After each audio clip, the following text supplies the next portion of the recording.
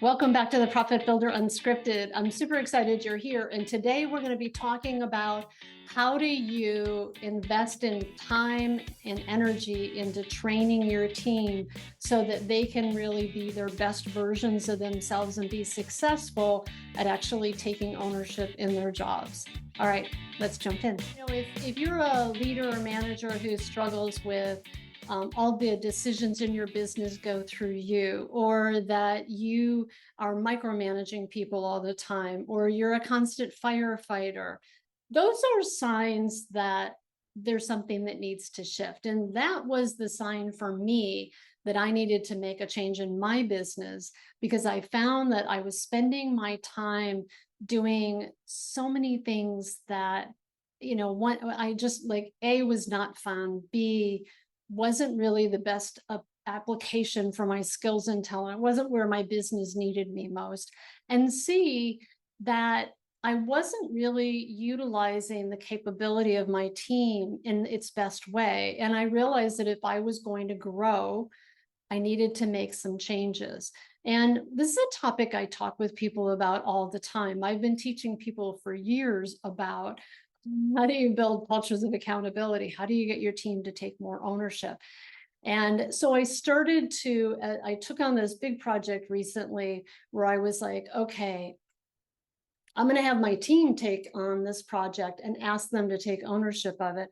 And I've been sharing in the last several podcasts about things I've been learning along the way. And in this final clip around my learning and this project, my learning in this last week has been mostly around what can we do in order to begin having better tools to train our teams to be more successful at what it is that we want to do. So, we all know that effort and desire does not necessarily mean a great result.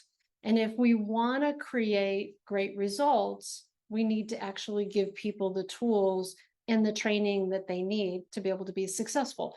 So what was my learning this week? This week's learning had to do with realizing that, so Dortha's running this project. She's awesome. And she has a lot of desire. She has a lot of willingness to do whatever it takes. She has this incredible ability to hold on to many different pieces all at one time and keep moving the ball rolling. But we agreed that we were going to start using the Trello board, which is a tool that we use for project management, and put this whole project in there and have it be able to keep us all on the same page. So there's three to four of us. There's four of us key people who are working on this project together. And what I realized last week, and then again at the beginning of this week, was I go look at the Trello board and I was not clear. I was kind of confused. I was like, I'm not clear about where we are. And what I had noticed in this last week was we were having to have more and more conversations about where we were on the project. Maybe you can relate to that, right? Like, where all of a sudden you notice that you're having all these conversations or all these meetings in order to stay informed. And I'm like, but our tool should be able to do that. And what was missing? And so when Dorotha and I met earlier this week, I had sent her an email and I said, I need you to walk me through the Trello board and where things are at, because I know you're using it, but I'm having a hard time when I go in there to know where we are and to get up to date with where things are, or any deliverables that I have. I'm having a hard time kind of staying connected with it and knowing where things are actually at. And so as we started to talk, it turned out that she was using it more like a to-do list than necessarily as a project management board. And then all of a sudden the lights went on for me and I was like, oh, that was a missing from our conversation about how we're setting up the Trello board. But more importantly, I don't think that we've spent a lot of time actually teaching how to use the Trello board as a tool. We have oftentimes used it for different things that were already sort of in process, like a checklist, but we've not actually used it very well, she and I. in terms of having it be a project management tool. And it just made me realize that, I think that for us as leaders, that when we're attempting to put change in place with our teams, investing time and energy in teaching them and training them on the tools is critically important, so that it doesn't just become like another task to do, or in her case, like a to-do list of things to do that wasn't really helping she and I like stay at 30,000 feet to be able to know, like, all right, like what's happening.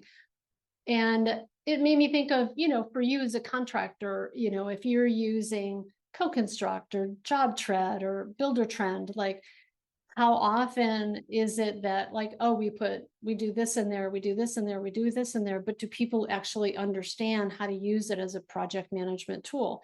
And one of the key pieces of feedback for me, because one of the things I've really tried to do in this process is to notice when breakdowns show up.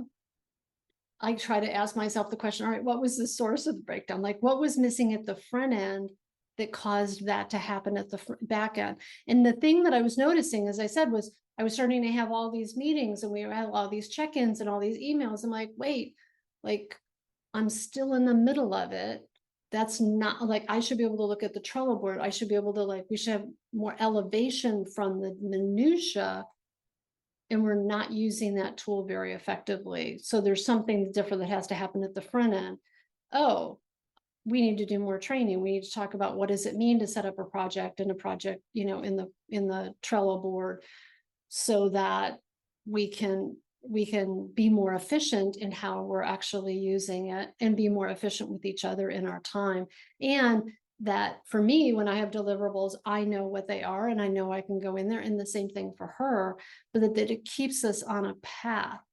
And so for you, one of the things that if you're looking to have your team take more ownership and you've given them the tools, the question I would have for you is, have you trained them in the tools? Are you investing in training that's actually helping them really manage from 30,000 feet all those critical elements that will let them keep their finger on the pulse of what they're doing? Well, sometimes it's just teaching people to think differently, and then also using tools to help them manage differently. And so that's kind of the learning that we're in the middle of. And she and I both agreed, okay, we need to shift some things around, and we're learning, we're growing together, and we'll continue to do so. And that's the other thing. It's just, I realize, like, as leaders, that's our job. That's our continual process. Is our greatest job as leaders is to build great people around us and empower people around us. And empowering people is so much more than just, hey, I give you the responsibility, I trust you, go for it, do it.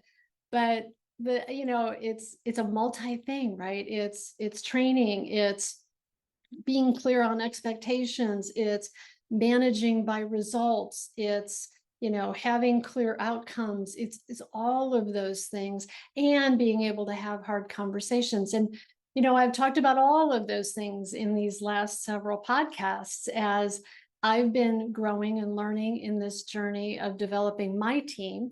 And I hope that you have found some value in this. I hope that you have learned some things along the way too that have been helpful for you. If you have something that you have as a great learning as a leader, as a business owner, if there's some learning that you have had that's been really powerful in helping you grow your business, grow yourself to the next level as a leader, that's helped your team grow, I would love to hear from you. I'd love to hear what your story is. I think there's such power in stories and us being able to share our experiences with each other and to learn and grow with each other. And I would love to interview. I'd love to talk with you and hear what it is that you have to say. And I'd love for you to share your story, because there's so much power in us being able to hear other people's experiences. We're so hard on ourselves, and we think that we have to have had it figured out or figure it out on our own, or we don't want to go ask for help, or we don't want to admit that we're not, that we don't have it all together. And I think sometimes when we hear other people's stories, especially people who we perceive as like they got it all together, we didn't wake up this way one day. Like, we learn, we grow, we're always growing. And so I would love for you to be willing to reach out to me if you have a story to share about your own growth and learning. That would just be awesome. You can reach me at Vicki@suterbusinessbuilders.com. My contact information is below. And yeah, and also check out, so if you haven't subscribed to the channel, please do so, or make sure to check out the resources, other resources below. And I look forward to seeing you next time on the Profit Builder Unscripted.